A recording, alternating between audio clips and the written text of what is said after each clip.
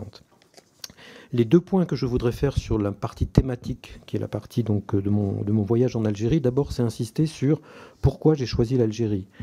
Dans la lignée du choix de mes missions, le Liban, qui était un hub, pour moi, un hub de notre action culturelle dans le Proche-Orient, où je suis allé 2 fois.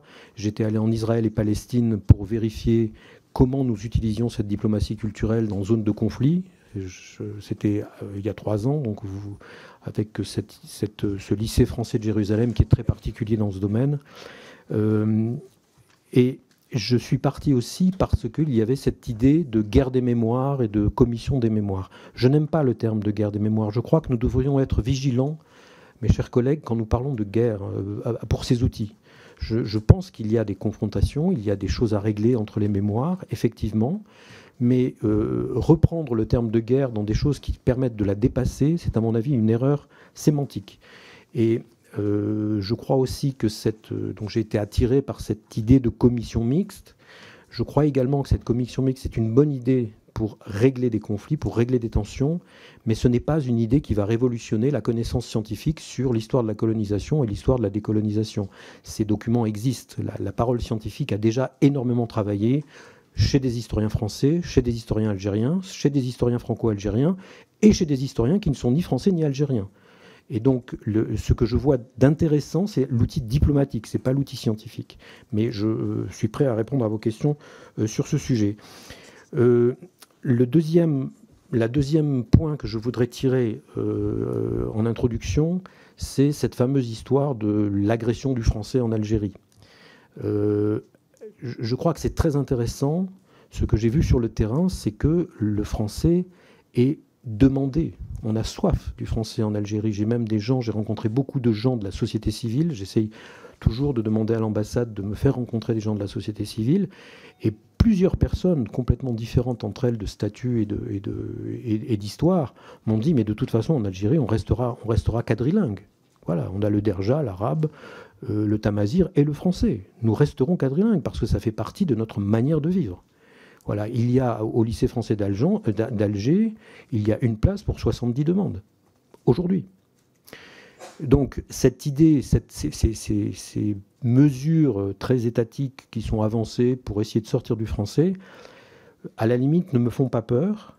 Je crois simplement qu'il faut que nous nous battions en termes d'outils diplomatiques qu'on appelle culturels, qu'on appelle soft, qu'on appelle non étatiques, quelle que soit la manière dont on les appelle, mais un peu sous les radars. Cette expression sous les radars est une expression qu'on a souvent utilisée, mais qu'il faut le faire sans recréer du combat. Ce n'est pas la peine d'aller faire des tribunes pour dire que l'État algérien se trompe, etc. Parce que cette diplomatie dont je parle, c'est une diplomatie de la société civile et il faut travailler avec elle et non pas chercher à toute force à s'opposer par des mesures officielles, à s'opposer à des mesures officielles qui de toute façon ne toucheront pas leur but, à mon avis. Voilà, un petit mot également, je voudrais vraiment saluer la capacité d'adaptation et d'évolution de notre personnel diplomatique dans cette évolution de ce qu'on lui demande. Quand j'ai parlé qu'on avait cassé les silos, mais ça veut dire qu'on a un personnel diplomatique qui change sa manière de travailler et qui le fait en général extrêmement bien, qui se remet en cause. Voilà, à Alger, j'ai vu un poste qui commençait à dire je mets ça en haut de la pile, je mets cette idée de le lycée français, les bourses Mendouz, je les mets en haut de la pile parce que c'est un outil qui est prioritaire pour moi. C'est pas quelque chose que je ferai quand j'aurai le temps parce que j'ai une diplomatie officielle à mener. Donc, et cette évolution-là, quand on connaît l'histoire de ces personnels, quand on connaît leurs compétences de base, c'est remarquable la manière dont la majorité du personnel diplomatique évolue et accompagne cette évolution de notre diplomatie dans sa manière de travailler, et je voulais le citer.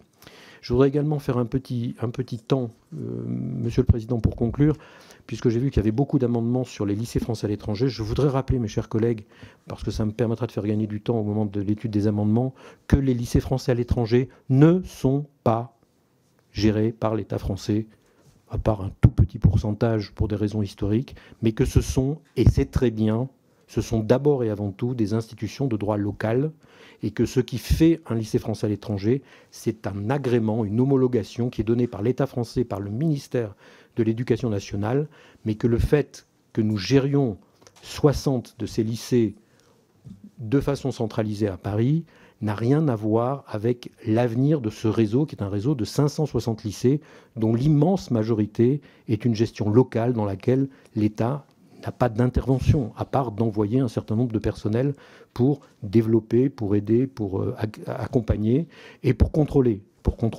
l'excellence de ce qui s'y fait, la langue française, etc. Mais je voudrais vraiment rappeler que nous ne parlons pas, il y a beaucoup dans certains amendements, j'ai vu qu'il y avait encore ce mélange de statut et ce fétichisme du statut, je dirais, qui nous empêche de voir la réalité de ce réseau. J'ai terminé, Monsieur le Président.